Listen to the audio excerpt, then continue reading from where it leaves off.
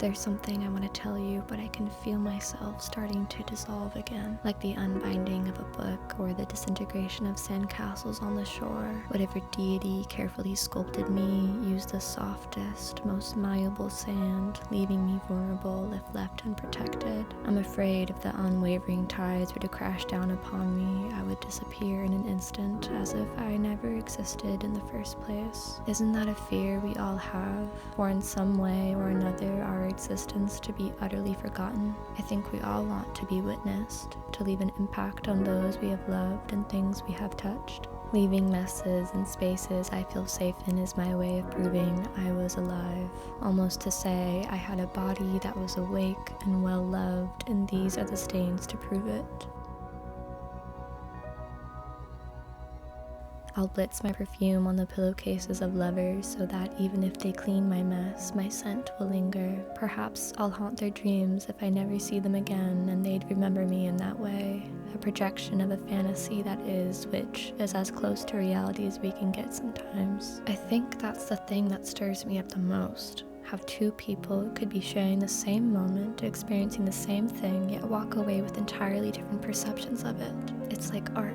The way we make sense of the world is through filtering our observations and personal experiences through our own personal lens. My intentions with this piece may not be what you take away from it, but I think there's beauty in that. My dad says truth and honesty are starkly different from one another. Truth is fact. Honesty is what the truth looks and feels like to you.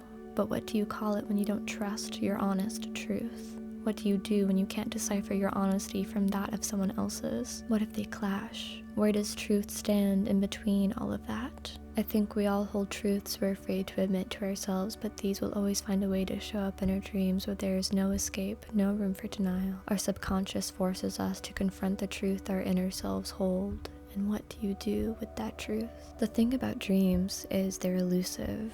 Like trying to hold water in your hands, slipping through your fingers, leaving you with only a faint feeling of an image or emotion. Some dreams cling on to your heart like a stubborn stain, refusing to fade. They haunt you, carrying a weight that lingers long after they're gone. Those dreams have a way of leaving you questioning your own reality, your own truth, blurring the lines between what is and what isn't. They become uninvited guests of our innermost thoughts, slipping in unannounced most times when you least expect it. They twirl and dance in our minds, casting shadows of your deepest fears, desires, and memories onto your consciousness. Lately, I found myself having the same types of dreams over and over and over, replaying the hauntings of their hidden meanings in my mind, trying to decipher what is so desperately calling for my attention. While driving to the coast one day, I tell my friend Brianna about some of these dreams. I tell her about the one where I'm left behind at a party and a kidnapper takes me away. The one where I escape and reunite with my friends, where nobody even noticed I vanished in the first place. The one where I just wanted someone, anyone, to notice me, or should I say, notice the absence of me. Left without a trace, I hadn't the time to leave a mess to prove I was alive there.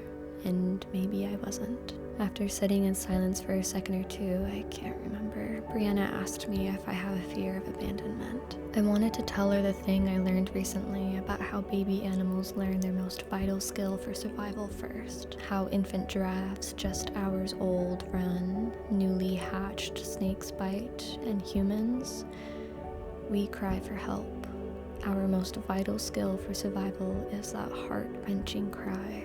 We cry to be held, we cry to be seen, we cry to be noticed. Humans are inherently social beings. Any notion that seeks to isolate us towards total independence or shame us for seeking help or social connection directly conflicts with our most successful survival adaptation. I've worn the nickname Crybaby like a badge of honor for the majority of my life. My therapist refers to people like me as highly sensitive people, or HSP for short. HSPs are acutely attuned to the world around them. Their senses are like finely tuned instruments picking up on the nuances that may escape others. They experience not only emotions with an intensity that can be both beautiful and overwhelming, but just about everything isn't black or white. Some believe these sensitivities are a curse, others believe it to be a superpower, but I've come to feel more neutral about the kaleidoscope of intense hues that are my emotions and feelings. I did not choose to be sensitive. I was merely born this way. It's something I can't turn off, or toned down like a light switch. I have about as much control over my emotions as I do of the color of my eyes. I simply am. The little things would make me cry the most, like how the sun peeked through the leaves, or laughing with my friends, or the ending of a movie, whether it was happy or sad. Life in all its sacredness and sorrows would move me to tears again and again. I say would because I don't cry as easily anymore. My therapist pointed out to me that instead of feeling, I've begun to intellectualize my emotions recently. Therapy is like this magical little lifeline I keep in the back of my pocket to help provide language for thoughts I experience and to keep me grounded and not dissolve into the fog of disassociation. From the lurking fears of abandonment to managing the overwhelm of being a highly sensitive person, therapy has been my saving grace, which is why I am so grateful for BetterHelp for sponsoring this video.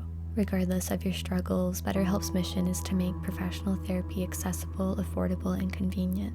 If you're like me and live in a rural area and don't have access to traditional in-person therapy, BetterHelp can match you to one of over 30,000 therapists in their network, where you can have your therapy sessions as a phone call, video chat, or via messaging. If you think you might benefit from therapy, consider BetterHelp by clicking the link in the description or by visiting betterhelp.com/Isobel. There's no shame in not vibing with the first therapist you're matched with, which can be common when starting therapy. I experienced that myself, and I was able to easily switch to a new therapist at no additional cost.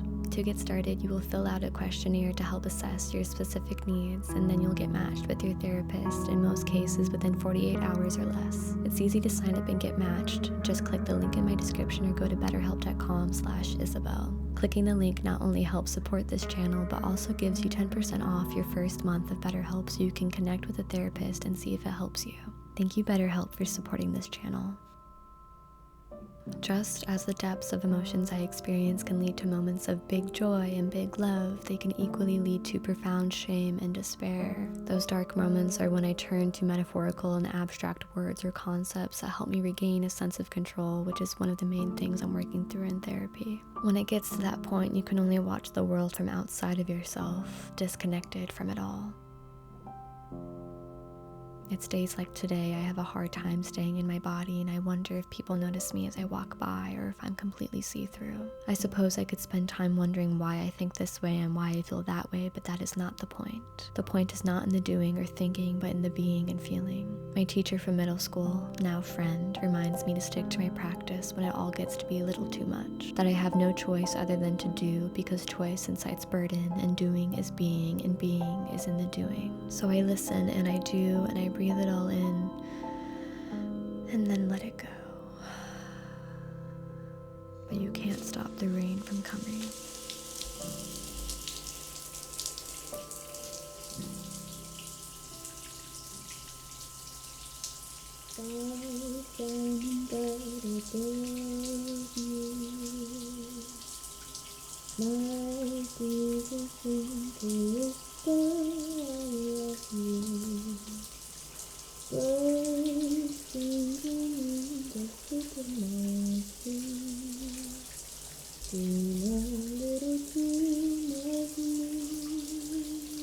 When I start to dissolve, I turn back to the trees.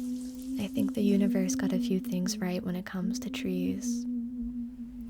Surrounding myself with the goodness that is comprised of the same starry stuff I am reminds me I too am alive, that I too am good, and there's nothing that is needed of me except to exist simply as I am. Sometimes I am the sand on the shore, gone without a trace, erased by the tide, manipulated by the hands of another. Other times I am the trees that shade you from the sun and provide shelter and nutrients. Sometimes I am both.